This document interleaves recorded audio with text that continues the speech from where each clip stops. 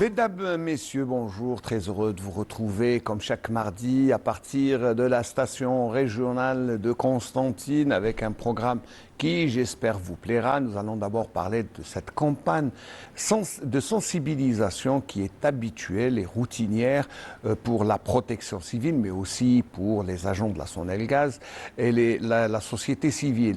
La campagne de sensibilisation, surtout que nous on est à l'approche de l'hiver et que le froid va s'installer et on va utiliser les chauffages et donc il y a un risque pour les citoyens. Donc le docteur Hamdi, qui représente la protection civile, viendra nous en parler. Ensuite, nous allons parler, puisque nous sommes au mois d'octobre, Octobre Rose, c'est la période choisie pour tous les médecins afin d'aussi de sensibiliser les femmes à s'auto-palper, à chercher la maladie pour éviter surtout le cancer du sein, puisque le mois rose est dédié au cancer du sein, à la lutte contre le cancer du sein. Enfin, on terminera aussi toujours dans la sensibilisation, parce qu'avant tout, je vous rappelle que nous sommes un service public avant d'être autre chose. C'est aussi les accidents de la circulation routière et il y a eu une campagne de sensibilisation auprès des enfants.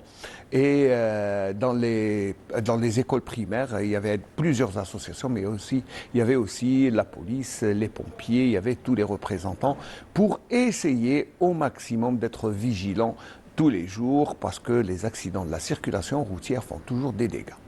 Voilà, donc sans transition, nous allons directement accueillir le docteur, le médecin, le commandant médecin. Voilà, j'ai du mal à prononcer le grade, moi je m'y connais pas beaucoup, mais bon, le médecin commandant de la protection civile de la wilaya de Constantine, docteur Hamdi Mahmoud, merci d'être là d'abord et bonjour. Ou marhaba bik. Bonjour Monsieur Belkaïdia et bonjour à tous les téléspectateurs de Canal Algérie.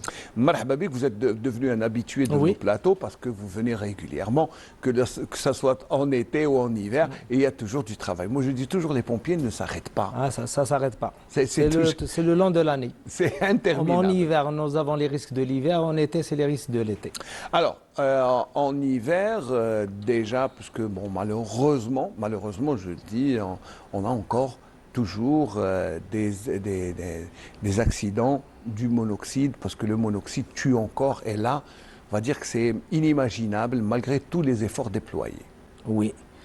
Comme d'habitude, au début de l'année, la Direction générale de la protection civile lance une campagne de sensibilisation pour cette année pour lutter contre les risques de l'hiver, qui est les asphyxies et les inondations.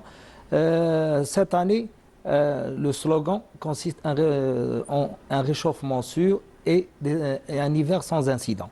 Inch'Allah. Donc cette campagne a débuté à partir du 1er octobre au niveau de tous les wilayas, 58 wilayas du territoire national, et elle va durer tout le long de l'hiver. Ici à Constantine, cette campagne a commencé le 1er octobre, c'est un mardi, où une caravane s'est déplacée au niveau du pôle ouest de la nouvelle ville Ali Menjli, où la protection civile, avec ses partenaires habituels, ils ont fait du porte-à-porte. C'est carrément du porte-à-porte. C'est du porte-à-porte. Ce n'est pas des slogans ou des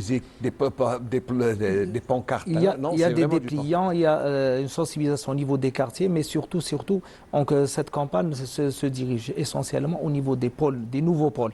Au niveau des nouveaux pôles où il y a des nouvelles habitations, où les gens n'ont pas, pour les sensibiliser sur les bonnes habitudes, à adopter. Surtout que probablement, parce qu'il y a de nouvelles habitations, probablement aussi de nouveaux couples qui n'ont pas peut-être les habitudes. Les bonnes habitudes. Donc on a fait du porte-à-porte avec nos partenaires habituels, dans le but de les sensibiliser sur Première des choses, l'installation du réseau de gaz et l'appareillage chauffage et chauffe-bain qui doivent être installés avec du matériel qui est conforme et même installé par un technicien qui doit être qualifié et accrédité par la Sonelgaz, qui est homologué par la Sonelgaz. Bien sûr, c'est quelqu'un qui doit... Donc il ne faut pas apporter tout, c'est pas du bricolage, donc on ne va pas apporter toute personne qui va installer ce D'abord pour l'installation, mais aussi le choix. Le choix du matériel, parce que bon, pour se réchauffer, il ne faut pas choisir...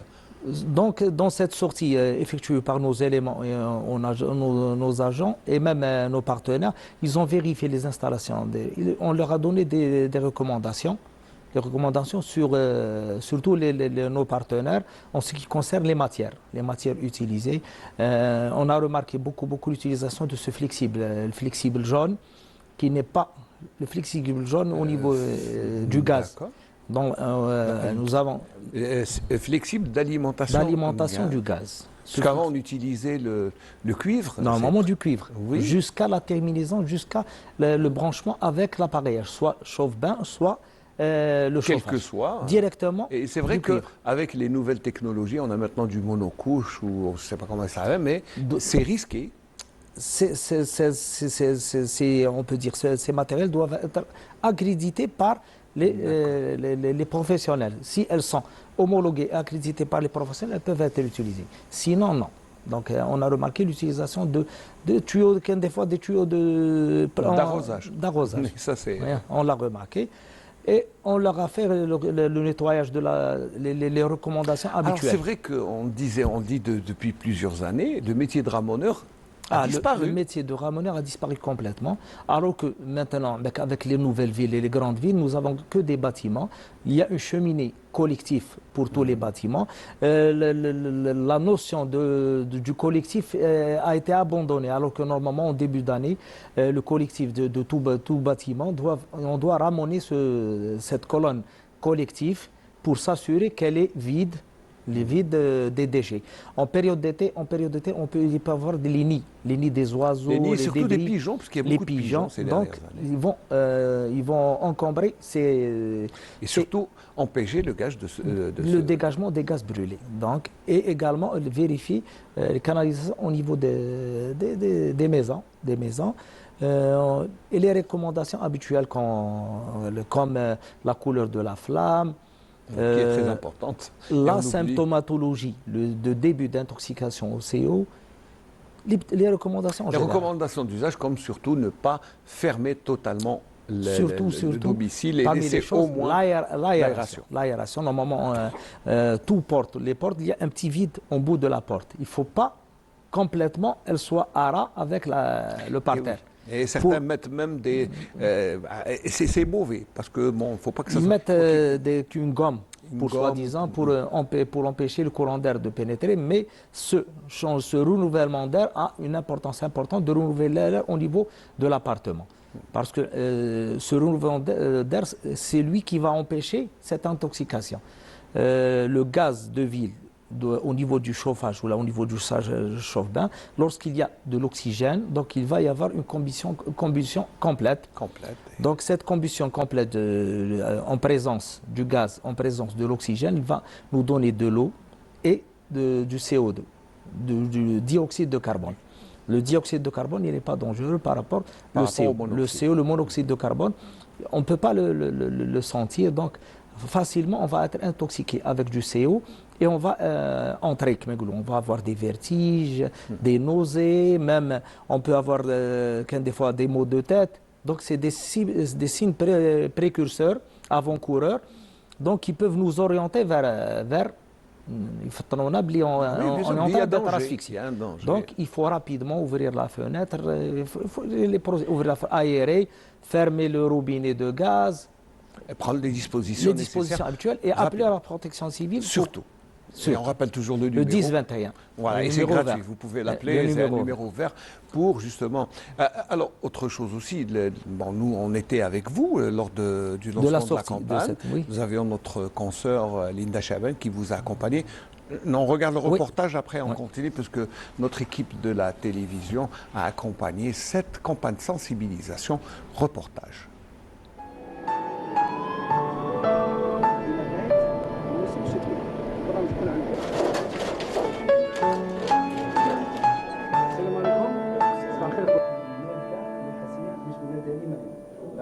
هذه القافلة سوف تجوب كل المناطق، كل بلديات، نجوب كذلك المدارس بجميع أطوارها، التكوين المهني، الجامعات، وتقديم التدابير الأمنية لقاطنيها المتمثلة في أول حاجة مهمة مراقبة وصيانة الأجهزة التي تشتغل بالغاز من طرف تقني مختص مؤهل، تنظيف المدخنة بالنسبة للعمارات السكنية والقناطات الغازية بالنسبة للسكنات الفردية، توفير تهوية دائمة داخل المنازل.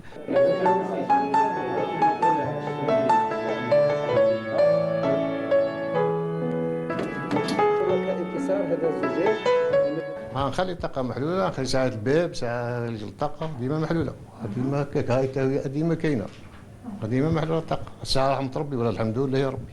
فيري فليكسيبل هذا قال لك مش مليح سما تاع ديباناج برك مستحسن قال لك دير مادة نحاسية، مبادرة مليحة علاش؟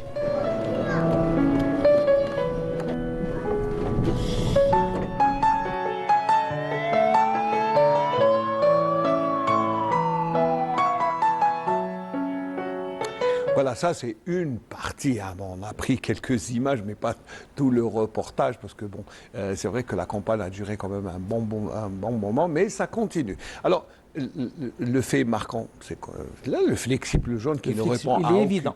Il est évident, ça saute aux yeux. C'est un flexible qui n'est pas réglementaire, donc il doit être évité. Donc normalement, il faut une canalisation, directement installation. Surtout là, on a vu le citoyen qui vous a accueilli et qui a dit un flexible de dépannage. Il ne faut pas utiliser. Il n'y a pas de dépannage. Voilà. Parce que le risque, c'est à tout moment. D'accord. Même on remarque au niveau des boîtes de lettres, ils placent les dépliants au niveau des boîtes de lettres et même au niveau des maisons, une sensibilisation sur tous les risques. Très bien. Il y a aussi, bien sûr, bon, ça va être la campagne de sensibilisation. Vous n'êtes pas les seuls. Il y a aussi la Sonalgaz, le commerce.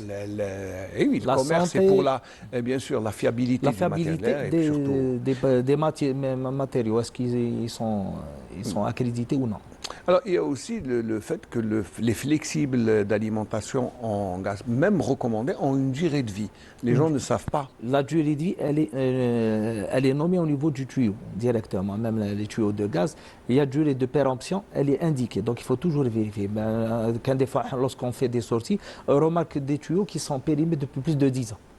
Et les gens ne le savent pas, ils continuent à les utiliser. Parce que le long de cette durée, ce flexible il devient plus rigide, donc il peut casser ou même il peut y avoir des fuites et c'est un danger soit de fuite, soit danger d'explosion.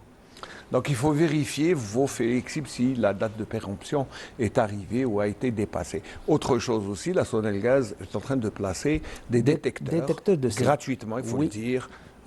Ces détecteurs de CO, c'est par le biais du président de la République qui a initié cette campagne d'installation au niveau de toutes les habitations au niveau du territoire national de détecteurs de CO. Le principe du détecteur de CO, il est installé par la Sonalgaz dans un endroit bien précis. C'est généralement proche au niveau du chauffage ou au niveau proche du chauffe-bain. Le principe, c'est un détecteur qui est sonore. Lorsqu'il capte une certaine quantité ou une certaine concentration de CO au niveau de l'air. Lorsqu'il a atteint un certain niveau, ça commence à sonner. Donc, une sonnerie simple, un autre seuil, la sonnerie elle devient de plus en plus importante. Donc, c'est un signal sonore qui va alerter les habitants de cette maison qu'il y a un danger. Donc, il faut rapidement fermer le gaz, ouvrir, aérer et appeler la protection civile pour vérifier où il y a un problème. Et même, ils peuvent appeler aussi la Sonalgaz s'ils détectent, parce qu'il y a aussi des fuites de gaz. Il peut y avoir des fuites de gaz. Il faut toujours vérifier l'installation. Alors, là, c'est pour le gaz. Qu'est-ce qu'on pourrait dire aussi aux citoyens pour éviter ce genre de catastrophe qu'est l'asphyxie au monoxyde? Qu'est-ce qu'on peut dire encore aux citoyens? C'est suivre les recommandations de prévention. Donc, un exemple. Donc, en période d'été, on a eu les asphyxies par le chauffe-bain. Il y a eu une asphyxie par le chauffe-bain. C'est vrai qu'on a tendance à oublier qu'il y a une autre source de monoxyde qui est le chauffe-bain, le chauffe-eau. Le chauffe-bain, on a remarqué que les particuliers ou les citoyens, le chauffe-bain doit être placé au niveau, par exemple, au niveau d'un appartement, normalement dans le séchoir, dans un endroit aéré. Les gens qui ont des personnes où ils le placent au niveau de la salle de bain, alors que normalement il est proscrit de l'installer interdit. Même dans la cuisine, il faut éviter le maximum. Donc il doit être placé dans le séchoir, un endroit aéré. On a remarqué que certaines personnes ont des chauffe-bains, mais ont la cheminée. C'est bizarre. Alors que normalement, comme le chauffe-bain, comme le chauffage, c'est le même principe. Nous avons un gaz brûlé, donc il y a des gaz qui doivent être évacués par une cheminée. Et la cheminée doit être raccordée correctement et vers l'extérieur pour expulser ces gaz brûlés, pour éviter ce risque d'intoxication par le CO. C'est vrai qu'on a tendance à regarder beaucoup plus le chauffage et on oublie le chauffe-bain qui est tout aussi plus dangereux, parce que la plupart le mettent dans la cuisine. Là, on a nos interventions habituelles, lorsqu'on intervient, généralement, c'est des intoxications collectives. Des fois, la mère, avec ses filles ou ses enfants, ils prennent, par exemple, généralement, surtout les week-ends, un samedi ou un vendredi matin, ils prennent la douche collective, ça sera une asphyxie collective. عندك معي هما عندنا هذيك لا culture tout fermé, tout est fermé hermétiquement. Je ne sais pas pourquoi on ferme tout alors qu'il faut que normalement il faut aérer la chose. Il y a même l'utilisation des fois l'utilisation de tabona alors que normalement elle est proscrite. Quand des fois, ils au niveau de la salle de bain, ils pour réchauffer le lieu, l'endroit et se doucher. Alors que ça sera des asphyxies, le tabona. Donc il faut faire attention, le monoxyde de carbone est toujours un ennemi pour les citoyens. C'est le tueur silencieux. Tueur silencieux. Donc, et encore serial killer, parce qu'il tue toujours en Syrie, il ne s'arrête pas. Et encore. Le monoxyde est identifié, le serial killer. On n'a même pas besoin d'inspecteurs pour l'identifier. Je plaisante, docteur, mais c'est vrai qu'il faut faire attention. Alors, vous nous parliez de la deuxième partie de la campagne de sensibilisation hivernale, c'est les inondations. Et cette année, on en a eu déjà avant l'heure, je crois. C'est la période des orages. C'est la période des orages, généralement avec nos partenaires habituels, les travaux publics, les communes, l'hydraulique. Première des choses, la localisation des points noirs. Généralement, lorsqu'il y a un orage, généralement au niveau de la caserne, nos effectifs sont préparés à ça avec le matériel d'intervention, les camions d'intervention. Nous avons les fourgons Pompton ou le premier secours et même les ambulances où on fait des tournées de reconnaissance en cas d'orage. Avant début d'orage, reconnaissance sur les points noirs où il peut y avoir un cumul d'eau.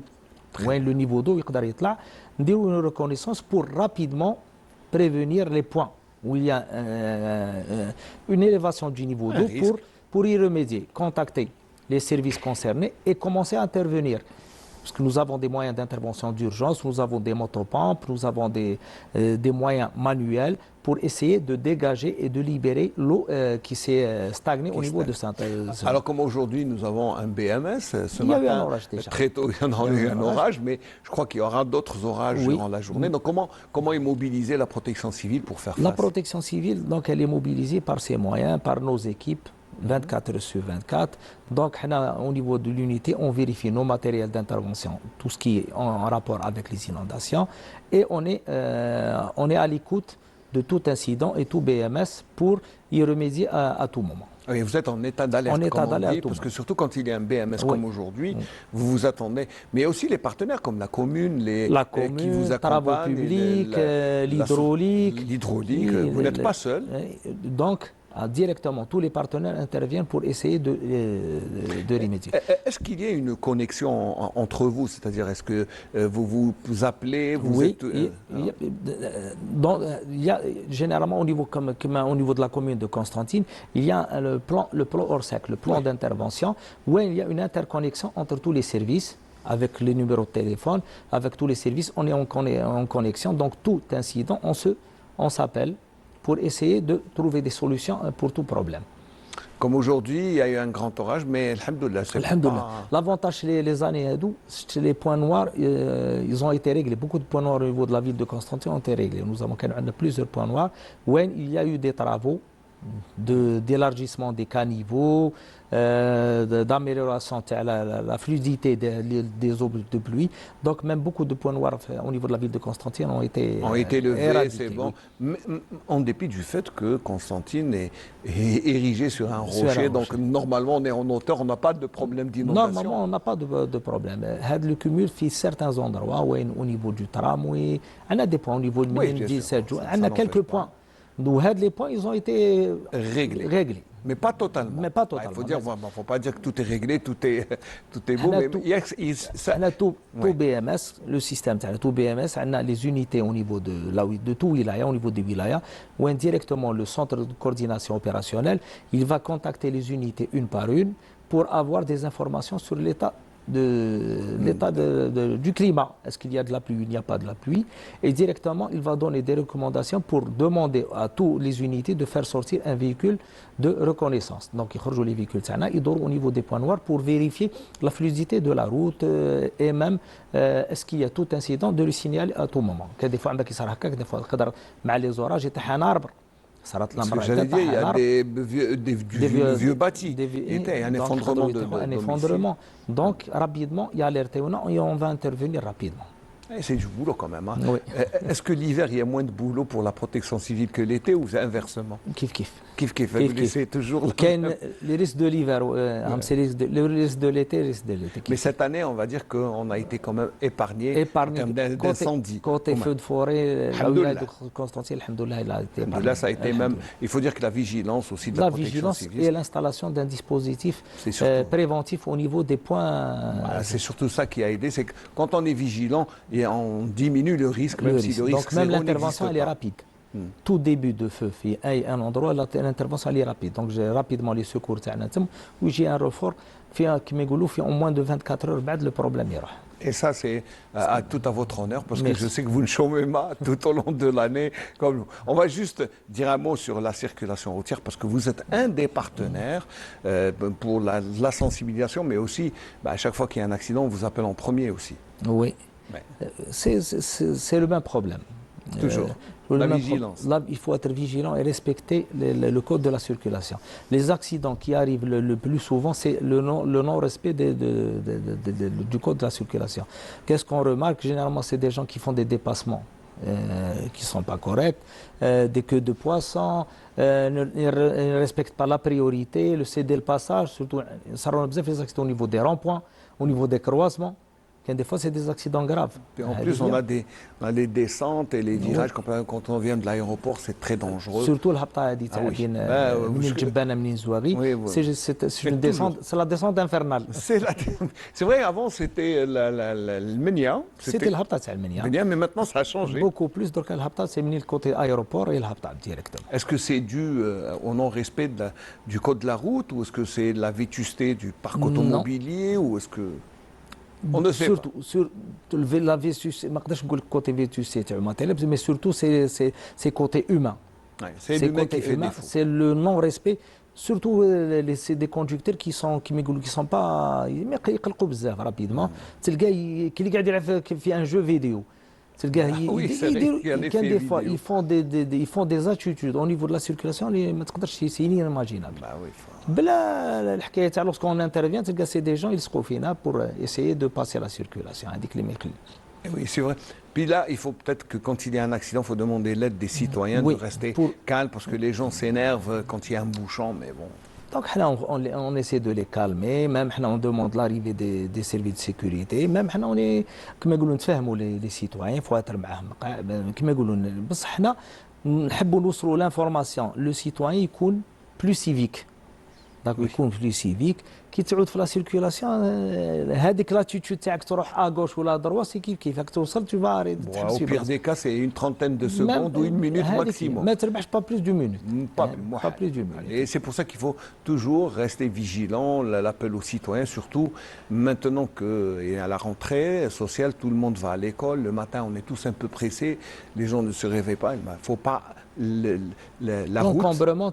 L'encombrement, c'est la demi-heure entre 8h30 7h30 et 8h. Oui, 7h30 et 8h. 7h30 et 7h30 et 8h. À certains endroits, ça commence un peu plus tôt, mais c'est toujours. Ça, il ne faut pas s'énerver, c'est tout. Il faut rester zen, calme, et puis. Donc, même à temps, il faut se lever plus tôt. Plus tôt, puis c'est tout. Et puis, voilà, il faut aller doucement aussi, mais surtout rester vigilant. Oui. On y reviendra dans la dernière partie du Bonjour d'Algérie avec notre ami Mansouf Benatallah qui viendra nous parler justement, parce que lui, il est président de l'Association nationale pour la sécurité routière. Docteur Hamdi, qu'est-ce qu'on peut ajouter encore avant de terminer? Si tu m'as dit pour la campagne de sensibilisation, c'est chaque mardi qui met le 8 اليوم مخرجوا النوفو بول تاع ماسينيسا يخرج. Très bien. Vous avez commencé par la nouvelle ville, maintenant c'est les nouveaux pôles. Je pense qu'après vous allez aller à Ain Abid, après directement au niveau des communes, ومن بعدها كاين même توصل حتى au niveau des universités. Cette la campagne, on va faire du porte-à-porte et même on va se déplacer au niveau des établissements scolaires. Toutes le primaire, CEM et lycée, même au niveau des cités universitaires, tous les corps pour essayer de sensibiliser sur ce problème, les risques de l'hiver. Ça, c'est intelligent d'aller vers l'école parce que même les associations, pour sensibiliser, ils vont vers les enfants qui sont le meilleur relais pour interpeller les parents. Ils assimilent bien et ils vont appliquer les recommandations. Donc même ils les parents, c'est bien. Voilà, vive les enfants, vive les enfants. Ah oui. Docteur Hamdi, merci. Si vous avez quelque chose à ajouter avant de nous quitter. Merci. Mais surtout restez vigilants. Oui, il faut rester vigilant parce que c'est le tueur silencieux. Donc ça peut arriver à tout le monde. Donc il faut rester vigilant. La vigilance, je ne Très bien. Rappelez-nous le numéro vert. 10-21. 10-21. Moi, j'ai toujours le numéro 14 en tête. Je ne sais pas pourquoi. Mazel le 14. Le fixe, mazel le 14. Le fixe, je peux appeler le 14. Mais qui est le fixe, le 14. Le 14, directement, l'unité la plus proche. La plus proche. Le 10-21, c'est au niveau de l'unité principale. Très bien. Le commandant, médecin, Hamdi Mahmoud, merci de nous avoir fait l'honneur de venir et d'avoir représenté dignement, je vous le dis, la protection civile. Et mes saluts, bien sûr, à toute la corporation de la protection civile qui est là, qui est avec beaucoup de courage et qui, comme vous l'avez pu vous en apercevoir, s'ils ne chantent pas, c'est tout au long de l'année que les pompiers interviennent. Merci Docteur Hamdi et saluer tous nos amis des pompiers de la protection civile. Allez, nous allons transiter, mais rester dans le mois d'Octobre Rose, qui est aussi un mois de sensibilisation, non pas seulement pour les autres secteurs, mais aussi pour la lutte contre le cancer du sein qui touche beaucoup plus de femmes. Et là, on a toujours, comme chaque année, vous allez vous en rendre compte, les habitués de notre émission savent que nous allons directement vers les gens qui sont dévoués pour cette noble mission qui est la sensibilisation. Waha, qui est une association qui a établi, je ne sais pas, certains préceptes et certains comportements qui sont très bons et qui devraient faire des émules tout au long, à travers le territoire. Et il y en a beaucoup. Heureusement qu'il y a beaucoup de gens comme l'association Waha de Constantine qui ont construit et bâti surtout on va dire des habitudes, de bonnes habitudes pour aider non pas seulement le malade, mais aussi les familles des malades. Reportage Amina Batouche. السيونس ديال راني هذا هو انخرطت معاهم مازلت ما نبليش يعني ما نبليش واش يديروا اكزاكتومون مي ديجا هكا اكو دوي شت ديجا جيتي تري ساتيسفي علاه ديجا لا بريزون شارج تاع الناس يجيو ويباتوا هنا عندهم كذا حاجه تشرف جيت عند الواحه باسكو عندنا المصاريف بزاف باسكو يدومونديو لنا بزاف لي راديو لي سكانر لي يرام كيما نهضروا كذا دومونديو لي لا سانتيغرافي اوسوز. جيت اليوم باش نسقسي وش هي الاجراءات اللي نقدر نديرهم باش نقدر نعاون فرد من افراد العائله تاعي مرض بالمرض تاع السرطان. كاين تكفل نفسي، كاينه خليه اصغاء، كاينه رعايه، كاينه امور بزاف راح تعاون المريض نفسيا باش هو بعد يتغلب على المرض نتاعو.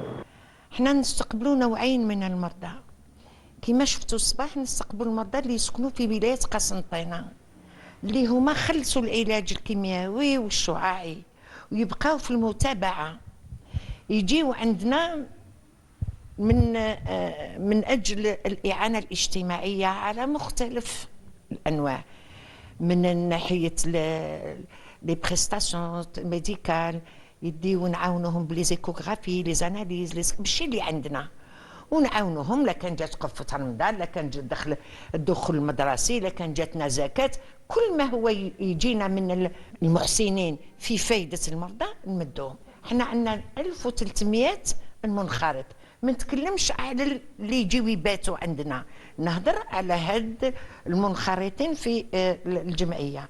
كي يجينا المريض يدير ان بوتي دوسي. من جهة أخرى لا كاتيجوري الثانية هما النساء اللي يسكنوا على 50 ولا 60 كيلومتر خارج قسنطينة، يجيونا من الولايات، من كل الولايات. مازال اللي ما جاناش هو من الغرب، اما من الجزائر العاصمه وجيب هنا كلهم. من نهار حلينا جمعيه وحا حتى اليوم رانا قريب 600 مريض جا عندنا.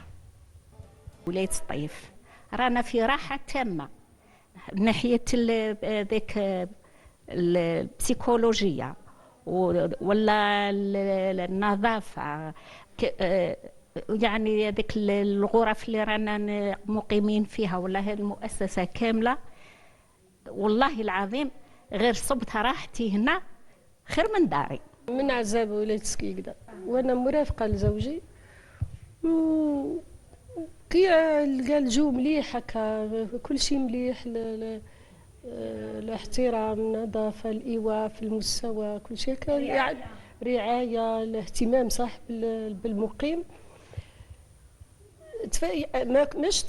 Ce qui se fait de bien à Waha, c'est cette solidarité. Et puis bon, j'ai oublié mon pincer Octobre Rose, mais je vais le ramener pour la prochaine émission parce que je le promets toujours chaque année de le porter en signe de solidarité, comme Madame le professeur Ben Salem Assia, qui est oncologue, professeur en oncologie, chef de service à l'hôpital d'Idouche Morad. Et ben, d'abord, merci, marhaba bik. Merci pour l'invitation. Non, au contraire, c'est toujours un plaisir de vous recevoir, d'autant plus que nous sommes directement dans votre spécialité. Alors, cancer du sein, le mois d'octobre, c'est un peu plus de travail pour vous. Je pense que même si c'est tout au long de l'année, c'est toujours du boulot. Exactement. Exactement. Il ne faut pas se limiter au dépistage juste pour le mois d'octobre. Il faudrait que ce soit durant toute l'année. C'est vrai que durant le mois d'octobre, on fait plus d'efforts. Mais je recommande à tous mes confrères de le faire systématiquement pendant toute l'année. Un simple examen clinique des seins pourrait suffire. C'est tout.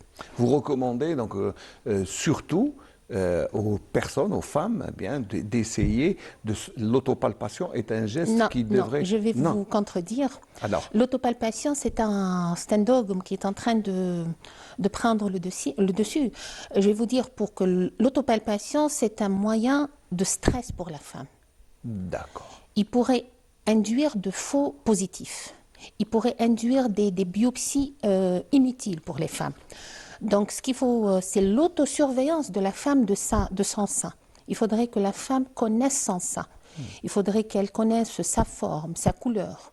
Au moindre changement, partir voir un médecin généraliste qui est maintenant le médecin référent de la prise en charge du dépistage du cancer.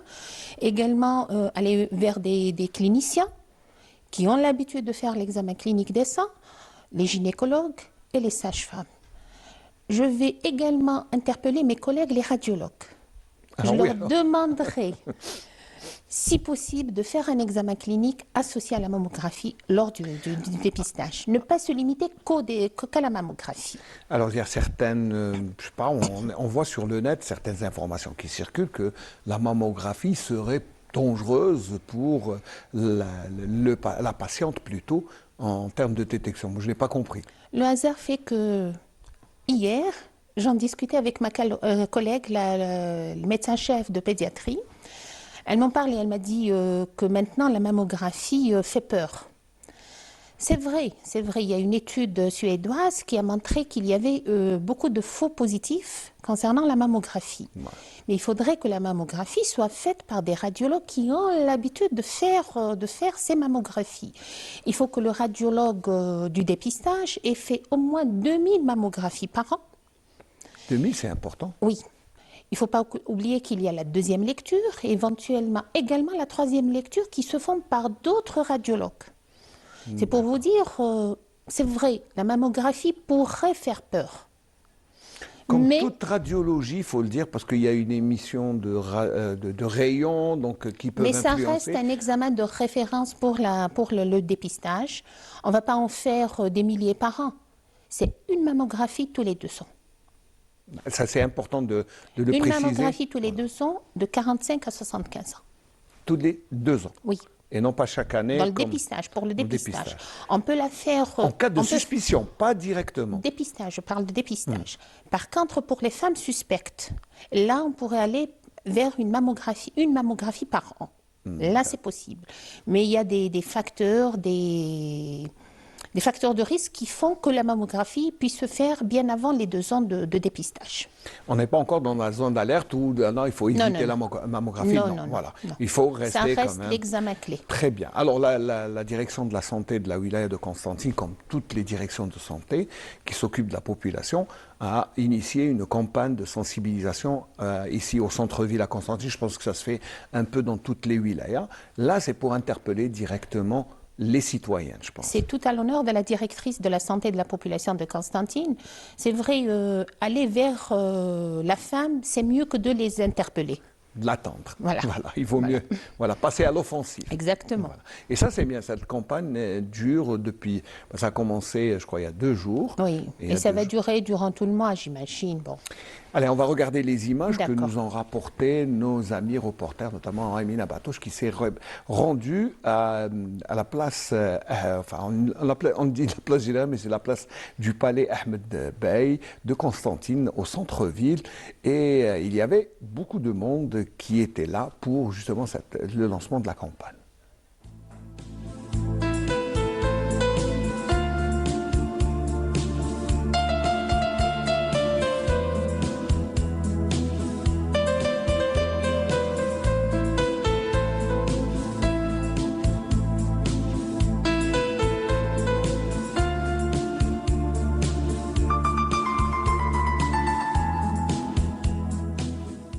كنت مرة من هنا وشفت حملة تحسيسية كاينة بالنسبة لداء السرطان للنساء، رغم أني لست مصابة، ولكن أردت يعني معرفة كيفية أو الطريقة الصحيحة لكيفية الوقاية من مرض السرطان. وش هي الوقاية؟ هي في حد ذاتها هي الكشف المبكر عن سرطان الثدي. وش هي هذا الكشف المبكر؟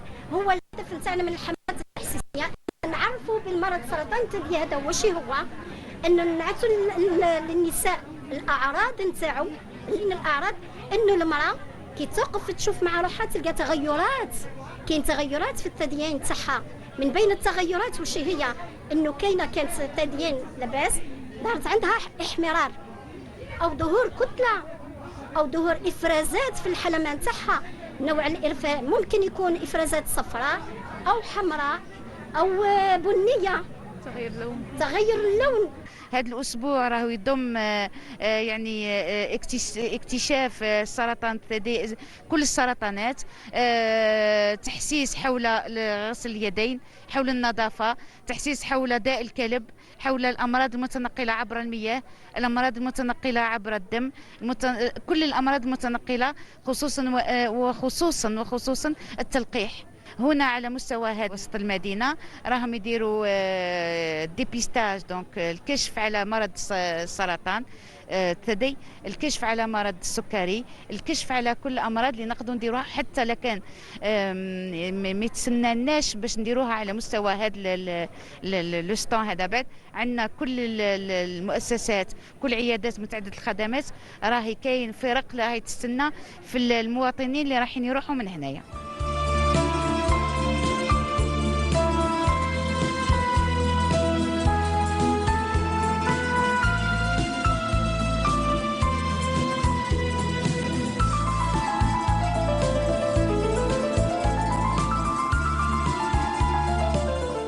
شو من الأعراض اللي خلوني نروح ندير هذا الكشف المبكر؟ واسكو كاين اج محدد؟ فهمتي؟ اسكو مثلا لازم غير الكبار ولا مام لي جون فيه هكا يكونوا حابين نحبوا نديروا الكشف المبكر نروحوا؟ وقولي لي اكزاكتومون وين؟ من نهار تبلغ تبدا العاده تاعها من موراها كي تكبر شويه تبدا دير الفحص المبكر تاعها كوقايه، خاطر ماكش الوقايه خير من العلاج. وعندنا سرطان الثدي هو اكثر سرطان منتشر عند النساء، او كاين نساء بالرجاله بنسبه 1%، بس عند النساء بنسبه كبيره. من بين كل 10 نساء تلقاي امراه او اثنان عندها. نديروا الفحص الذاتي لانفسنا، تبداو مرحله اللمس نديروها بثلاث صباع تاعنا هادو، نقسموا الصدر تاعنا على 4 ونبداو نديروا حركات دائريه، نضغطوا نديروا حركات دائريه، نحوسوا على اي الم، على اي ورم، على اي ولسيسه نقدروا نلقاوها. ومن بعد كي نكملوا نقوموا بعصر راس الحلمه تاعنا، نحوسوا اذا كاين سوائل او افرازات، بالاخص اذا كان اللون تاعها اسود اصفر اخضر، هذه كامل غير مطمئنه، وهذه ما نديروهاش للمراه المرضعه خاطر ماكشاو عندها الحليب بطريقه طبيعيه. نكملوا الحاله الثدي تاعنا كامل، حنديهم بعين الاعتبار باسكو اصلا عندنا واحد لو هكا في دارنا تاع خالتي ديما تقولنا بلي عندها مشاكل في اللسان تاعها وما راحتش للطبيب، تما دوك كي نتصل بها ونقول لها هذه المعلومات ان شاء الله. حاجه مليحه كي يكون هكا تحسيس، بيس كاين دي فام اللي ما على بالهمش بالحوايج هادو، دونك يعطيهم الصحه لي زانفيرميير لهنايا، فهمونا بيان، نعتونا وين اكزاكت وين نروحوا وين نجيو، دونك هذه هي يعطيهم. La place c'était la place des Martyrs et non pas un peu plus loin, c'est pas très loin, mais voilà. Mais il y avait du monde et c'est bien qu'il y ait ce genre de sensibilisation et d'approche et surtout d'aller vers les femmes et non pas de les attendre. Je pense que c'est un très bon moyen. C'est le but de la sensibilisation. C'est aller vers les femmes, les sensibiliser, les orienter vers les structures hospitalières pour qu'elles se fassent examiner. Très bien. Alors là, cette campagne interpelle les femmes aussi, mais aussi, je crois que les hommes ne sont pas très loin. Je sais qu'il y a un petit pourcentage d'hommes qui est touché par. Mais ça reste un pourcentage. Le 1% d'hommes atteints par le cancer du sein reste un pourcentage. Il n'y a pas lieu de s'affoler. Non. Comme les femmes. Non. Voilà. Il faut dire que le cancer du sein est maintenant bien pris en charge. Il suffit également, même les hommes, quand ils voient que leurs seins sont en train de changer de modification, c'est-à-dire qu'il y ait un gonflement, une inflammation, un changement dans la couleur, il faut qu'ils se fassent également dépister. Une mammographie et puis voilà. C'est surtout l'échographie. Bon, l'échographie. Et puis, il ne faut pas trop s'inquiéter parce que c'est vrai qu'il touche, vous m'avez dit, une femme sur 8. C'est une femme sur 8. C'est important. Oui. C'est beaucoup. Et il ne faut pas oublier qu'en 2024, nous attendons 15 000 cancers du sein pour la femme. Quand même. Et c'est le rôle du dépistage. Se faire dépister, ça veut dire c'est découvrir un cancer du sein à un stade précoce. Le stade précoce change complètement l'attitude thérapeutique. Un cancer du sein découvert lors du dépistage nécessiterait juste une petite chirurgie. Une chirurgie ablative du nodule. Et c'est tout. Et puis ça va être une surveillance. Bon, ça dépendra également de l'anapathe. Cependant, un cancer du sein, c'est un cancer lourd dans l'arsenal thérapeutique. C'est-à-dire la chirurgie, l'hormonothérapie, la radiothérapie, les thérapies ciblées, etc. etc. C'est pour vous dire, c'est ça le rôle du dépistage, découvrir un cancer à un stade précoce. C'est bien pour la santé de la femme et c'est bien pour l'économie du pays également. C'est ce que j'allais dire, parce que économiquement, la prise en charge d'un malade, d'un cancéreux, coûte très cher. Oui, oui. Mais la santé n'a pas de prix. Oui, la santé n'a pas de prix, mais on peut l'éviter. Oui, exactement. C'est ça qui exactement. est. Donc, moi, j'allais vous poser la question de la prise en charge après, quand on dépiste. Bon, si c'est à un stade primaire, c'est bien. Un stade précoce, comme on dit, c'est bien.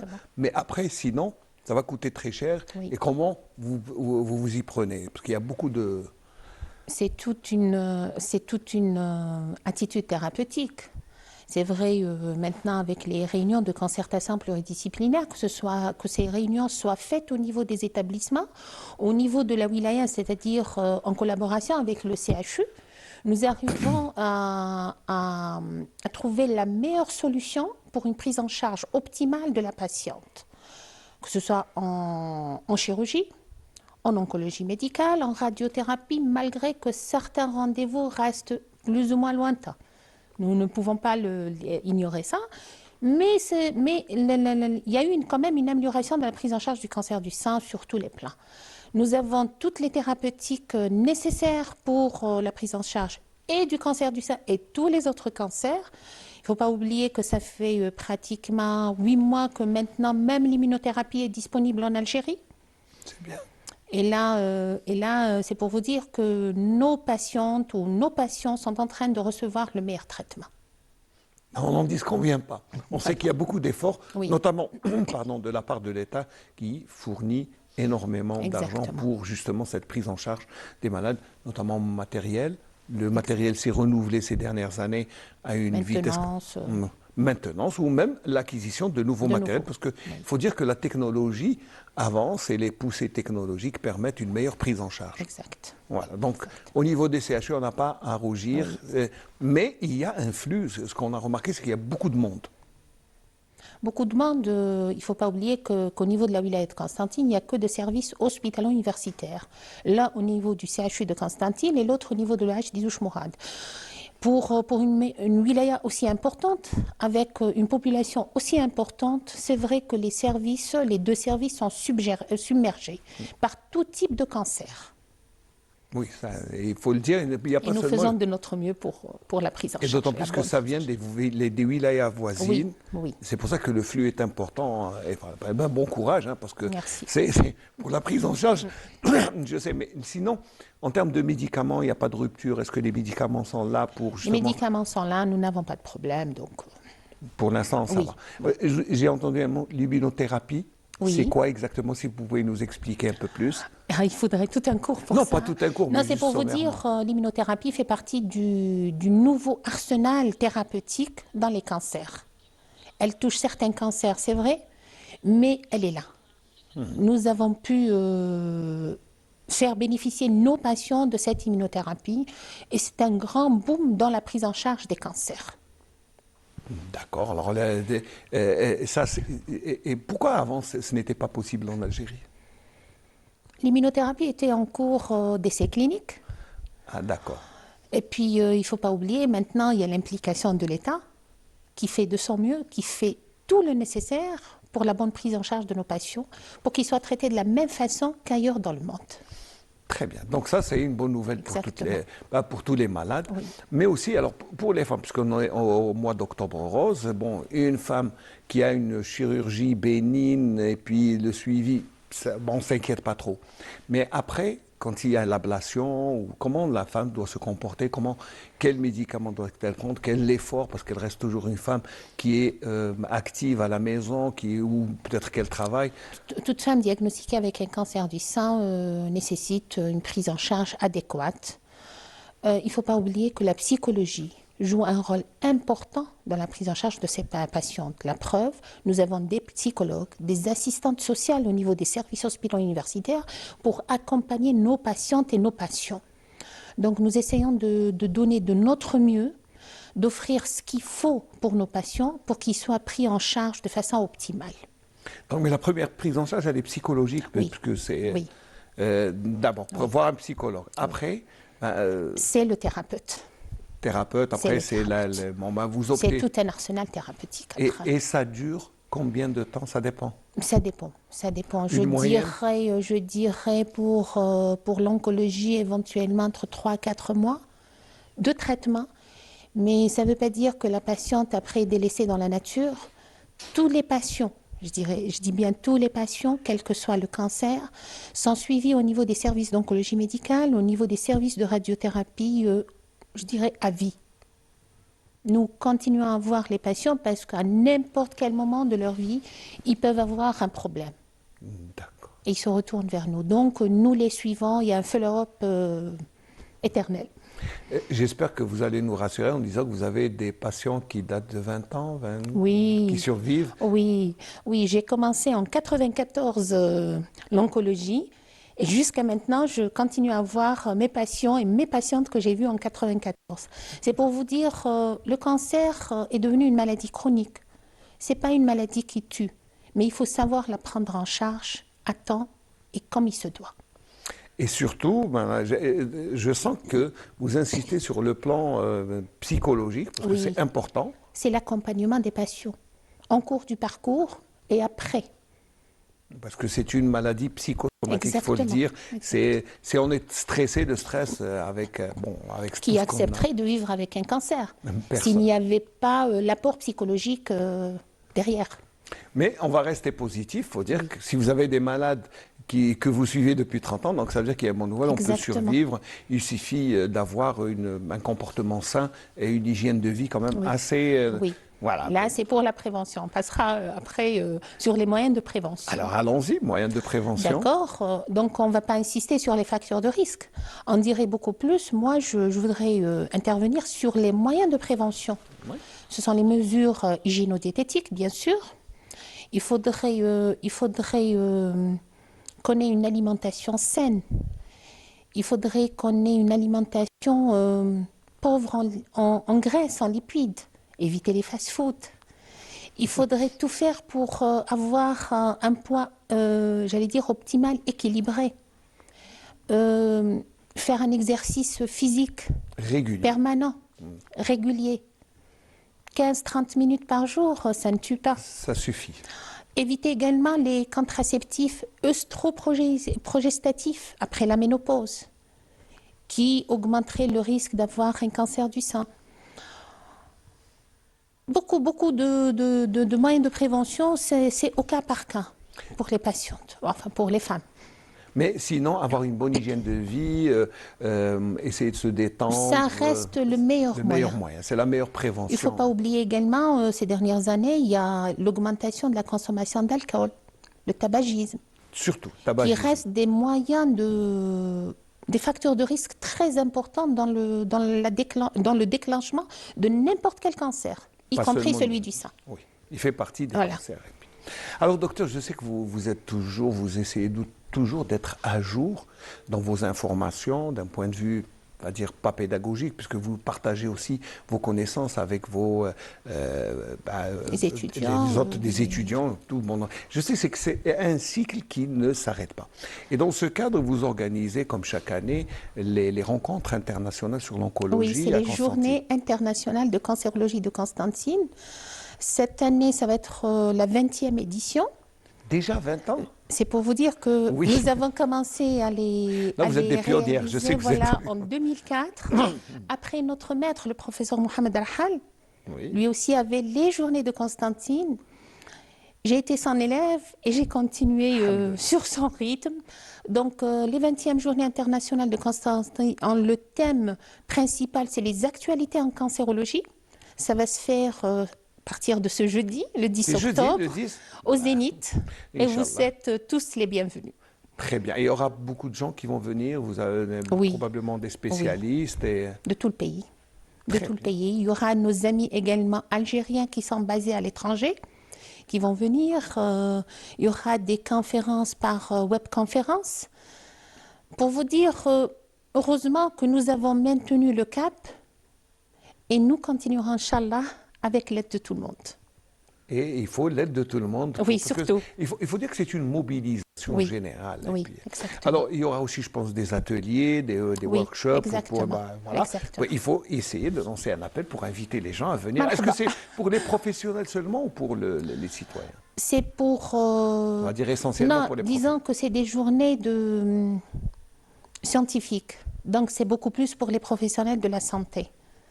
Les citoyens, nous avons d'autres programmes. Par exemple, le 1er octobre, nous avons commencé nos programmes de dépistage. Le dépistage au niveau des structures hospitalières, c'est l'examen clinique des seins en premier. C'est la réalisation de mammographie pour les patientes nécessitant cet examen. C'est-à-dire, nous n'arrêtons pas pour essayer de lutter contre ce cancer. Et la mobilisation est là. Et ce qui est bien, c'est que il faudrait appeler les étudiants à venir, les étudiants en médecine, parce que c'est très important. Comme vous avez été une étudiante de M. Al-Hal, il faut vos étudiantes prendront le relais, Inch'Allah, après. C'est juste ça. Donc c'est jeudi. Jeudi à partir de 15h au Zénith. Et ça va durer 2 jours. 2 jours. Voilà, ça c'est pour l'information. Oui. Sinon, pour les femmes qui nous regardent, et même les hommes, attention, le cancer touche très peu d'hommes, mais il touche le cancer du sein. Mais il y a d'autres cancers maintenant. Moi, On je sait que dirais le côlon- à partir de 45 ans, ayez connaissance de vos seins. Il faut une autosurveillance. Il faut vérifier. Si vous avez le moindre changement, venez consulter. Venez vers les thérapeutes que nous sommes. Allez voir les sages-femmes, les gynécologues, les médecins généralistes, les radiologues. Ils feront un examen simple des seins. Et de là, découlera l'indication ou pas d'une mammographie. Ça ne coûte rien. Ça ne coûte rien. Puis il y a beaucoup de patients qui ont peur d'aller voir le médecin. Tout à fait Vous normal. nous appelez le syndrome de la blouse blanche. Tout à fait vous normal. le connaissez. Mais Nous avons comment tout- casser ce syndrome? Oui, mais c'est ainsi. C'est ainsi. Mais c'est bien, je sais que vous accueillez bien les gens, même Oui. si les gens, des fois, prennent les médecins pour une montagne à Oui, quand on ne les connaît pas. Quand Oui. on ne connaît pas le médecin, c'est vrai. Ouais. Mais il faut aller vers le médecin et vous allez voir la meilleure façon de pouvoir continuer un traitement avec le patient, c'est la bonne relation médecin-patient. Ouais, quand le médecin devient Oui, ami avec son patient, Exactement. tout se passe bien. je vous ai C'est- dit, c'est des malades que nous connaissons depuis longtemps. Bah, c'est 30 et ans. nous 30 ans, continuons à les accompagner. Alhamdoulilah. Alhamdoulilah. Voilà, c'est l'essentiel. Oui. Professeur Assia Ben Salem, si vous avez quelque chose à rajouter avant de nous quitter, la télévision est là, surtout peut-être lancer un appel aux citoyennes et aux citoyens. Merci. Comme je l'ai dit, nous avons des portes ouvertes donc, au niveau de l'établissement hospitalier d'Idouche Mourad, service d'oncologie médicale. Nous faisons le dépistage pour toute femme voulant le faire. Les spécialistes et les médecins généralistes sont là pour l'examen clinique des seins. Les paramédicaux sont en train de nous aider également pour la sensibilisation. Au besoin, des mammographies seront faites sur place par nos spécialistes en radiologie. Donc, n'ayez pas peur, le cancer ne tue plus. Ne tue plus. Voilà. Mais on peut survivre à un cancer. Exactement. Je crois que c'est la note la plus positive sur laquelle on peut terminer ce débat. Professeur Assia Ben Salem, merci. Merci Je à rappelle vous. que vous êtes oncologue, chef de service à l'établissement hospitalier de Didouche Mourad, et merci de nous avoir fait Merci le à plaisir de venir. Aussi, lancer un appel pour vos journées internationales sur l'oncologie qui se dérouleront jeudi à la grande salle Ahmed Bey Zénith de Constantine. Voilà, on va transiter mais avec un autre sujet, mais restant avec les femmes. Vous savez, les femmes, elles sont Restons superbes. positifs. Restons positifs. Oui. Les femmes sont superbes. Une jeune sétifienne, eh bien, c'est un grand défi qu'elle s'est lancé, d'écrire le plus grand livre du monde. Et alors elle a offert ce livre au musée de Sétif, et elle va nous expliquer dans cette interview qu'elle nous a accordé à nos amis de Sétif, Saïd Bellounis et Akram Ayadi. Et puis le challenge est bon, c'est vrai qu'elle a fait le constat, elle attend la réponse du Guinness Book pour l'enregistrement de ce livre, qui serait le plus grand livre du monde. Regardons.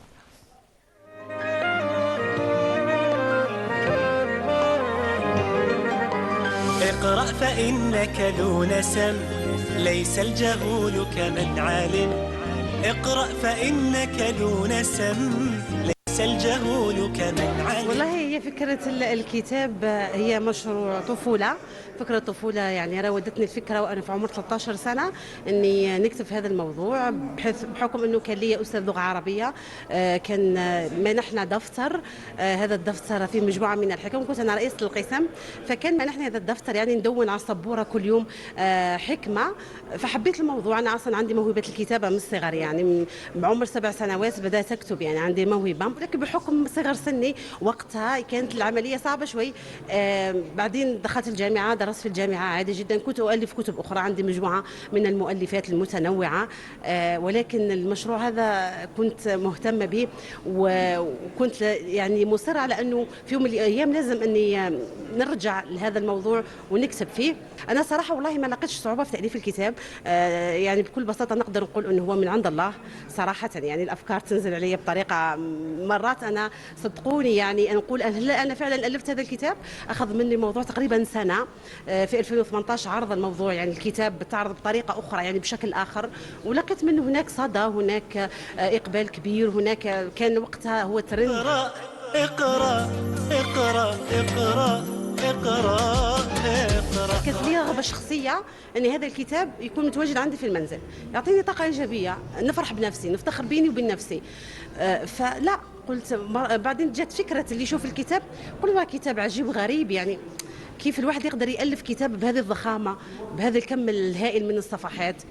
صراحه هناك من اقترح علي فكره اني انا نعرض الموضوع على موسوعه قيس الارقام القياسيه، فعلا بمجرد ما عرضت الموضوع لقيت اقبال، وبالعكس هم شخصيا انصدموا، قال لك هل الكتاب هذا انت جمعتي فيه كتابات لاشخاص اخرى والله من تاليفك؟ قلت لا من تاليفك. قال لي لا، الموضوع هنا موضوع استثنائي، يعني موضوع جديد لم يشهد له مثيل من قبل. انا الكتاب انا التي الفته، كل حرف كل سطر كل كلمة مدونة في الكتاب أنا صاحبته، وتحمل كامل المسؤولية.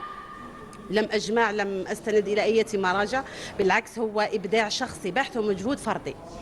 إن القراءة رحلة في الكون، في الفكر الأعم، في الحب، في الإيمان، في الإنسان، في الوطن الأجل. أنا حبيت إنه التميز، إنه نوصلوا رسالة للعالم إنه الإبداع الجزائري إبداع استثنائي، إنه هناك طاقات شبابية في الجزائر قادرة إنه هي ترفع راية الجزائر بشكل راقي ومتميز. أنا حبيت نركز إنه الإرادة تصنع المستحيل، حبيت نركز إنه الإنسان لما يستغل الوقت يعمل أشياء جيدة وممتازة.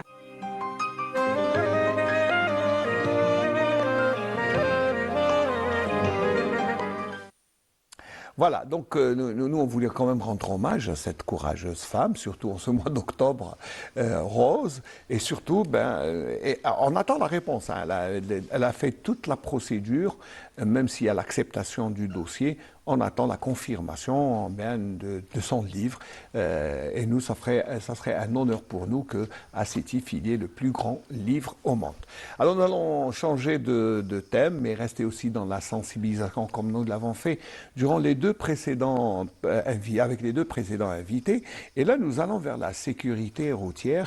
Et notre ami Mansouf Benatallah, qui est habitué de l'association nationale pour la prévention et la sécurité routière. Marhaba bik, Mansouf. Merci pour l'invitation. Merci d'être là d'abord. Alors, la sensibilisation, notamment en ce moment, la rentrée scolaire, la rentrée sociale, et il faut dire qu'il y a quelques accidents et on voit quand même que la route, malheureusement, tue encore. Ça veut dire que depuis la création de notre association, depuis 2010 à ce jour, nous ouvrons sans relâche pour essayer de combattre ce fléau dévastateur. On peut dire que c'est un fléau dévastateur. C'est un fléau, là. Quand on a enregistré 325 enfants tués sur la route, ce sont des écoliers de l'école à la maison ou de la maison vers l'école. Vraiment, c'est catastrophique. Donc, c'est pour ça que vous interpellez, vous êtes toujours dans le rôle de la sensibilisation. Alors, l'une de vos préoccupations, c'est justement interpeller les enfants avant les adultes. Oui, parce que les enfants, c'est une page blanche. Si on apprend à un enfant le code de la route, le respect du code de la route, ça sera demain un conducteur de moto, ça sera un conducteur de véhicule. Donc, nous allons vers ces enfants pour leur inculquer qu'est-ce que c'est l'éducation routière. Et préparer cet enfant à conduire demain un véhicule, tout type de véhicule. Bon, vous dites que les accidents ont augmenté. Il y a une petite diminution. Et je peux dire que c'est grâce un petit peu à la Délégation nationale de sécurité routière, aux services de sécurité, qui travaillent sans relâche sur les routes, que ce soit la gendarmerie, la sûreté nationale. Mais le problème reste toujours là, c'est le comportement du conducteur algérien. C'est l'Algérien, c'est l'être humain, voilà. Mais en ce sens, nous sommes en train de travailler avec l'Université de Constantine pour essayer de travailler sur la psychoconduite. Oui, la psychoconduite, c'est un concept dont on a parlé dans une de nos émissions, mais qui est importante. C'est la psychologie à adopter pour le conducteur. C'est le comportement du conducteur. Pourquoi le conducteur est violent? Pourquoi le conducteur ne respecte pas le code? Donc, c'est aux psychologues de trouver une solution, comment pouvoir inculquer à ces nouveaux permis, ces nouveaux conducteurs au niveau de l'auto-école pour leur permettre de conduire en toute sécurité, en respectant autrui. Très bien. Là, alors, comme vous vous intéressez spécialement à la sensibilisation auprès des enfants, alors vous avez, la semaine passée, vous vous êtes rendu dans une école primaire. Il faut dire qu'il y avait beaucoup de monde avec vous. Il y avait l'association Manar, il y avait qui est active aussi dans le domaine social. Il y avait les services de sécurité. Il y avait la Sûreté nationale, la protection civile. Il y avait beaucoup d'acteurs. Oui, il y avait beaucoup d'acteurs. Ce sont les acteurs de la sécurité. Voilà. Et d'ailleurs, je remercie les associations qui collaborent avec nous. On ne peut pas faire une action seule. Il faut. Donc le problème de la sécurité, c'est le problème de tous. Non, mais pourquoi vous ciblez essentiellement les enfants en priorité? Parce que, comme je vous l'ai dit, les enfants, c'est une page blanche. On ne peut pas mettre un gendarme dans toutes les voitures, mais on peut mettre un enfant dans une voiture. S'il apprend le code de la route à travers ces livres que nous donnons aux enfants, et nous leur donnons un permis de l'enfant piéton, donc là, il va connaître les plaques. Il va lui dire directement, papa, il y a une plaque qui interdit ça, il y a papa une limitation de vitesse, il y a papa qui est là. Donc, et puis nous avons fait un programme de formation aux enfants. L'enfant en voiture, comment les moins de 10 ans montent à l'arrière du véhicule, ils mettent la ceinture de sécurité. Les enfants en bus, surtout dans le transport scolaire. Les enfants à pied, piétons, on leur apprend comment circuler sur la route. Donc, nous faisons tout de notre mieux pour pouvoir inculquer à ces enfants la sécurité routière. Et là, je suis en train de montrer les fascicules que vous donnez et qui sont confectionnés par la délégation nationale à la sécurité routière. Et puis, ce qui est bien aussi, c'est que, moi j'aime bien, expliquez-nous le permis de conduire piéton. Nous l'avons ici, vous avez un modèle, il est quelque part, il est dans l'un des livres. Le permis piéton, ça veut dire que l'enfant, il est tout content, il est aux anges quand on lui donne un permis. Ça veut dire que son papa a un permis rose, lui aussi il va avoir un permis rose. Mais ce permis, c'est le code de la route de l'enfant. Il va apprendre les interdictions, les obligations, les informations, il va apprendre beaucoup de choses. Et puis ce qui est de plus beau, ce qui est vraiment plus beau... Je vais le montrer, il est là. Hein. Voilà. Là, c'est le permis de l'enfant piéton. Alors, expliquez-nous, vous le donnez, c'est justement pour que les enfants apprennent le code de la route. Le code de la route. Le respect du code de la route. Je dis toujours le respect du code de la route. L'objectif, qu'est-ce que nous faisons? Nous allons vers les enfants, on leur demande de préparer quelque chose à la maison. Et montrez-le. Soit des dessins, d'ailleurs vous l'avez sur votre VDR, soit des dessins, soit des maquettes. Et puis là, qu'est-ce qu'on a fait? On a pris la sécurité routière, elle est rentrée à la maison. C'est la maman qui participe, c'est le papa qui participe, c'est les frères. Et là, il fait un dessin, il fait une maquette. Et dès qu'il vient à l'école, il présente son travail, son ouvrage. Et vraiment, ils sont aux anges. Vraiment, ils sont formidables, les enfants, quand ils donnent leur savoir-faire. Oui. Ils ont un meilleur regard que nous sur la vie, en tout cas. Moi, j'adore les enfants. Alors, il fallait voir le sourire et le bon comportement des enfants. Lorsque notre équipe s'est rendue avec vous, il y avait... On les remercie. Voilà. Vraiment, ils sont formidables. Et ils vous ont accompagné durant toute la matinée. Alhamdulillah aussi. Je les remercie énormément, tout le NTB de Constantine. Ils ont été toujours à nos côtés. Ah, on le restera, Inch'Allah. Allez, on va regarder le reportage d'Amina Batouche qui s'est rendu avec, avec vous, avec l'association Manar, avec la Sûreté nationale de la Constantine, la SUI. Très bien. Voilà, allez, on va suivre le reportage. Après, nous allons continuer à débattre.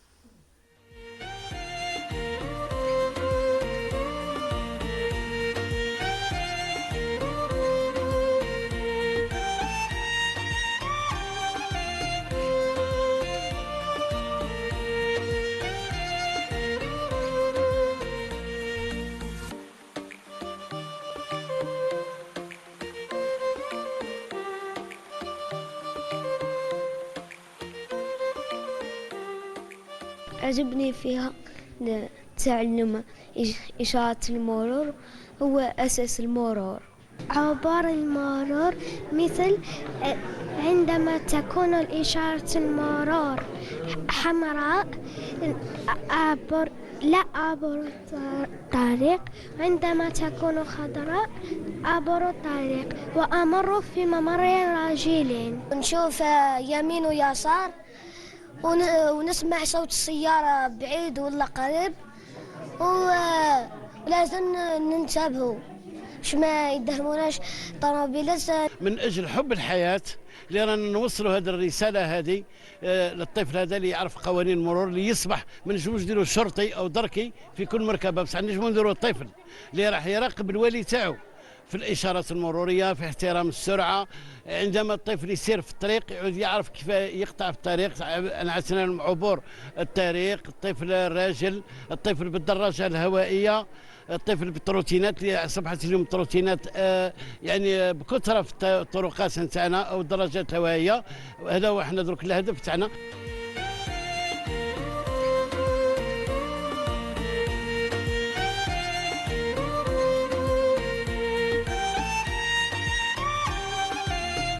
تعلمت باش ما نقطعش الطريق بلا ما نشوف يمين ويسار. كيفاه يدير الطفل هذا باش يقطع من ايه بامان كما حنا نقولوا باش الرصيف ليني روحي لازم يمشي هكا ويطلع في الدرج ويفوت منها. يعطيك الصحه احسنتي. من اجل السلامه تاعهم ومعرفه مع الاولياء تاعهم ثاني كي يقعدوا في الاولياء تاعهم معاهم يكونوا يعرفوا الاشارات وينبهوا الاولياء تاعهم باش ما يديروش مخالفات في الطريق باش ما يصراوش حوادث المرور. تعتبر الشرطه هي الرفيق الوحيد والمتواجد في الميدان في اوقات الخروج ودخول التلاميذ من اجل تامينهم.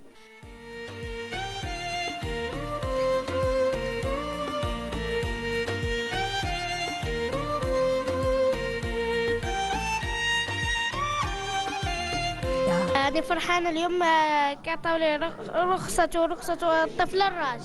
درنا تحسيس تاع المرور للاطفال وقدمنا لهم فكره جدا رائعه، يعني واش يعرفوا واش معناتها المرور. قدمنا لهم شهادات منهم كتيب، وقدمنا لهم شهادات باه تبقى فكره على في راس الطفل باه يعرف كل عام واش عنده واش معناتها هذه تاع تحسيس المرور.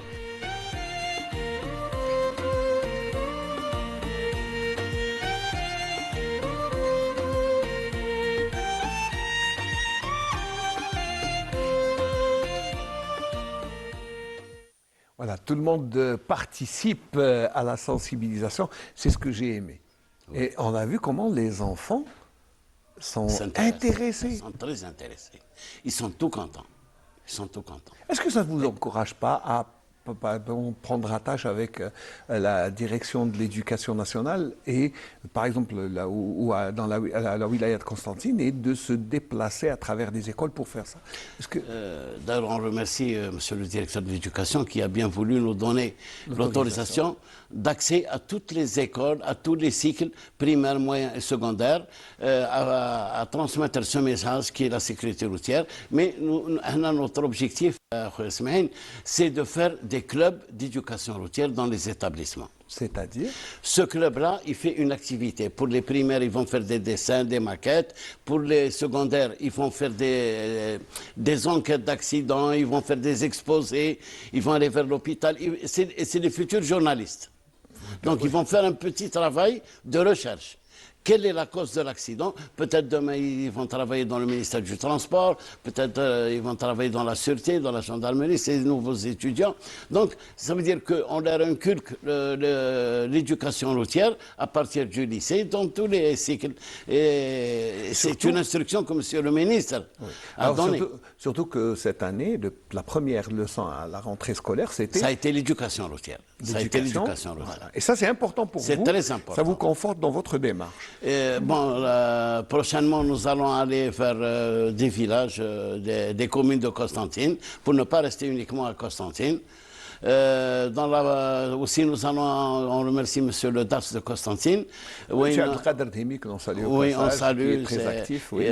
On va faire une école de sourds-muets, parce que les enfants sourds-muets, ils sont sur la route. Et oui, bien sûr. Donc on va leur donner des livres, on va leur communiquer qu'est-ce que c'est la sécurité routière avec la collaboration des cadres de la DAS, de la direction de l'action sociale. Et surtout des éducateurs qui vont vous aider dans la transmission. Voilà, dans la transmission du message, comment traverser, comment monter dans un véhicule. D'ailleurs, on le fait toujours, on montre aux enfants comment monter dans un véhicule, ne pas rester au milieu, mettre la ceinture de sécurité. Les enfants de moins de 10 ans montent à l'arrière du véhicule. On travaille aussi sur le transport scolaire. D'accord. C'est très important le transport scolaire. On a demandé à ce qu'il y ait un accompagnateur avec le conducteur. Parce que généralement les enfants descendent du bus d'une façon anarchique et quand ils montent aussi c'est la même chose. Et donc là on va faire la formation. On a demandé à ce que les conducteurs de transport scolaire, on va les sensibiliser et les former comment la conduite d'un bus scolaire. Parce que ce n'est pas la même chose qu'un bus voyageur. C'est pas la même chose. On est en train de travailler. C'est des enfants, d'abord, il y a un certain comportement à avoir avec les enfants, mais aussi, c'est aussi jouer un rôle un peu du convoyeur, c'est-à-dire être là, c'est les faire monter et les faire descendre. Faire descendre avec un gilet, il va assurer la sécurité à la montée et à la descente des enfants en milieu scolaire. Donc c'est une autre formation qui va être faite. Inch'Allah, si Dieu veut, Inch'Allah, bien sûr. Non, ça demande beaucoup d'efforts. Ça demande beaucoup d'efforts. On est là, on n'a rien à faire. C'est un homme. Si, vous avez beaucoup à faire. Au contraire, Simon Safani Ganchoubli, vous avez beaucoup de travail, il y a beaucoup d'ambition. C'est bien. Nous, on vous encourage à aller de l'avant, bien sûr, mais à multiplier ce genre d'initiatives. Wallahi, alhamdoulilah, les services de sécurité et les services de l'information et de la communication, ils sont à nos côtés. Que ce soit la presse écrite, les radios, la télévision, ils sont là pour nous... Parce que c'est un moyen de communication. La télévision, c'est un moyen de communication. Il y a l'image et le son. Ben oui, il y a l'image et le son. Donc, quand on va vers les enfants, notre formation aussi, c'est l'image et le son. On fait avec un data show. Oui, on a vu dans les images. Vous projetez des images, on projette des croquis, images. Il y a des exercices qui se font d'assimilation. Est-ce que le cours a été assimilé ou non? Vous posez des questions, on a vu des enfants. On pose des questions et questions-réponses et les enfants répondent. Ouais. Ils veulent tous répondre parce qu'ils sont motivés pour avoir un livre, avoir un permis, avoir une attestation de participation. Ouais. C'est vrai que c'est symbolique, mais ça a beaucoup d'importance pour les enfants. Ce n'est rien pour une association, mais pour les enfants. C'est beaucoup. On voudrait bien que les gens nous aident. Par exemple, pour la réalisation des attestations, pour la réalisation des permis. Il y a un monsieur qui vient, il dit bon, vous avez besoin de 1000 permis, je vous fais les permis. Et ça ne coûte pas grand-chose, je pense. Je ne pense pas. Mais c'est haja kbira. Je pense que même une des petites imprimeries pourrait prendre en charge facilement, d'autant plus que... Alors, il vous reste l'autre compagnon, l'autre partenaire, c'est l'éducation nationale. Justement, l'éducation nationale, selon l'arrêté du ministre numéro 15 du 12 janvier 2023, oui, il demande à ce que tous les partenaires de la sécurité routière, les services de sécurité, les associations, la délégation nationale à la sécurité routière, la délégation nationale à la sécurité routière, fassent une réunion pour pouvoir former, pour faire un séminaire au profit des enseignants pour pouvoir transmettre ce message, parce que ce n'est pas donné à tous les enseignants de connaître la sécurité routière. Il y a des enseignants qui n'ont même pas un permis. C'est vrai. Ils ne connaissent même pas qu'est-ce que c'est le code de la route. Pas, bon, la ralbelle, tout le monde n'est pas conducteur. Bien sûr. Donc, nous, on est à leur disposition. On est à leur disposition pour faire ce travail. Pour justement les former. Pour former les enseignants dans chaque établissement à transmettre ce message qui est la sécurité routière, qui est donc une obligation. Et en tant qu'association nationale, est-ce que vous avez les moyens humains? Parce qu'il faut beaucoup de gens pour former. Dans toutes les associations. On commence à 30 et on termine à 1 ou 2. Bon, on dit certains collègues, M. Bouhlib, que Mohamed Salah, que je salue, qui est au niveau de l'université 1 de Constantine, dans le département de transport, qui nous aide énormément avec les étudiants. Il y a des clubs de sécurité routière au niveau des universités qui nous aident régulièrement lors des journées que l'on fait. Il y a déjà la participation des étudiants dans le transport, c'est un très grand potentiel humain. Parce qu'eux, ils vont devenir formateurs après. Bien sûr. C'est des techniciens, des ingénieurs en transport, donc ils sont toujours dans le domaine de la sécurité routière et du transport. Ce qui est bien, c'est que vous proposez aussi au collège, aux primaires, aux écoles primaires aussi, de faire des petits clubs, comme vous l'avez dit. Ça, c'est bien, des clubs de prévention routière. Je voudrais aussi que les écoles privées le fassent. Pas seulement les écoles étatiques. Ils ont les moyens. Oui, ils ont les moyens, ils peuvent participer avec nous. C'est une question de volonté. Hein. C'est une question de volonté. Il faut aimer ce travail. Il faut penser à nos enfants. Dès que nous perdons un enfant, nous perdons une vie. Il y a une maman qui va pleurer son enfant. Et on l'a vu.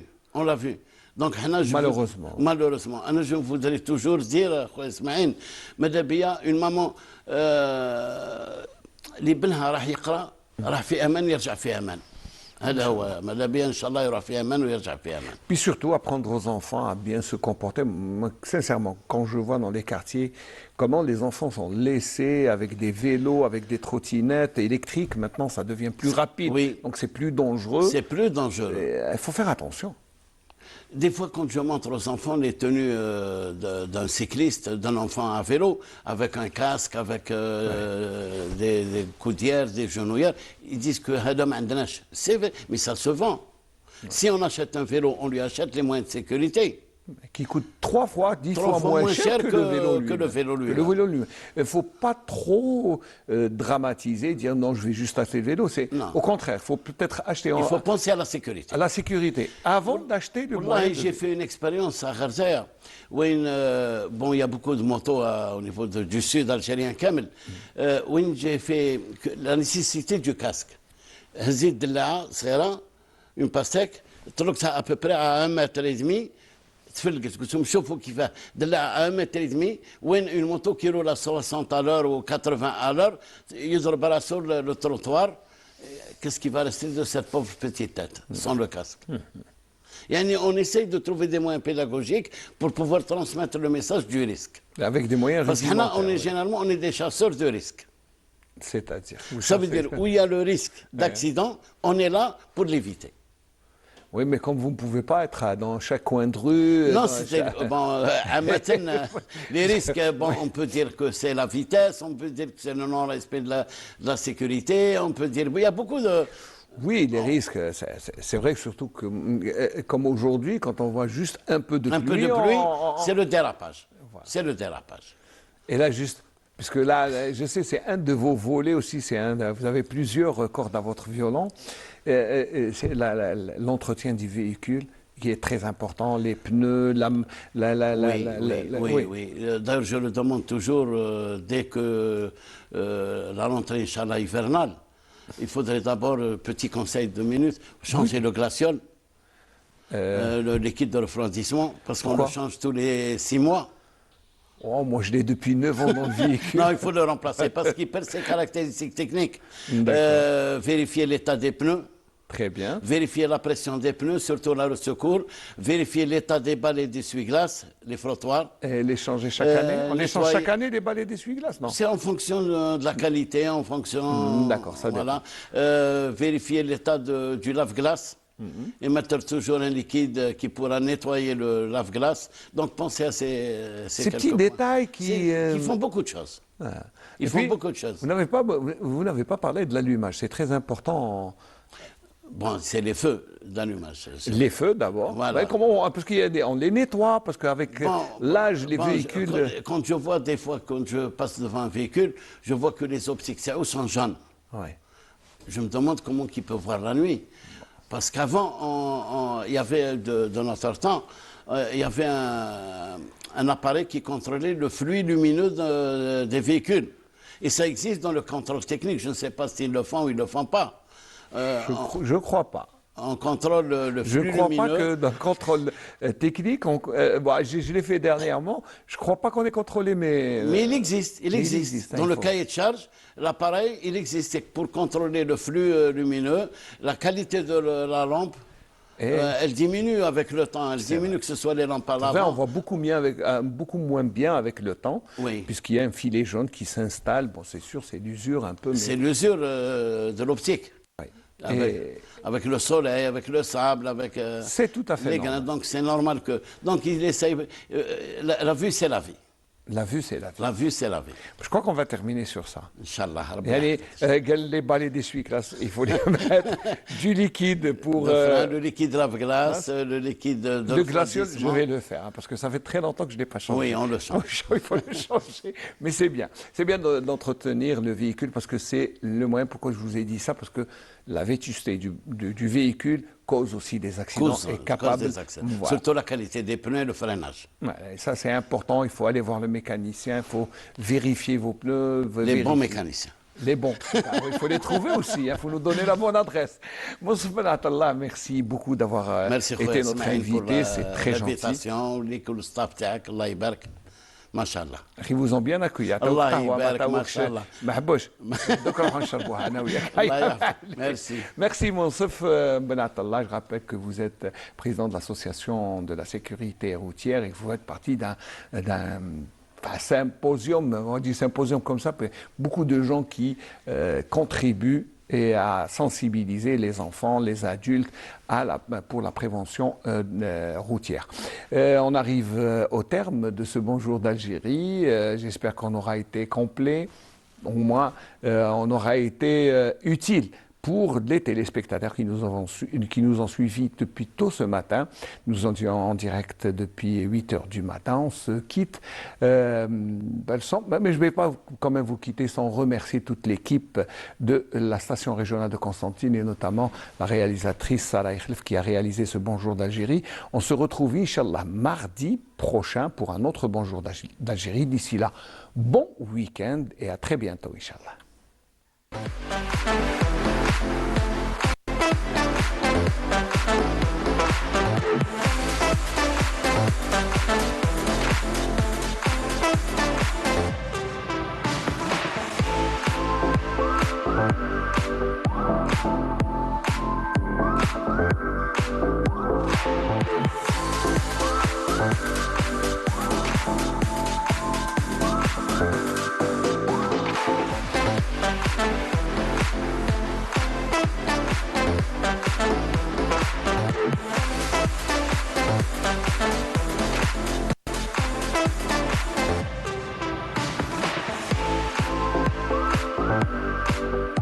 Thank you.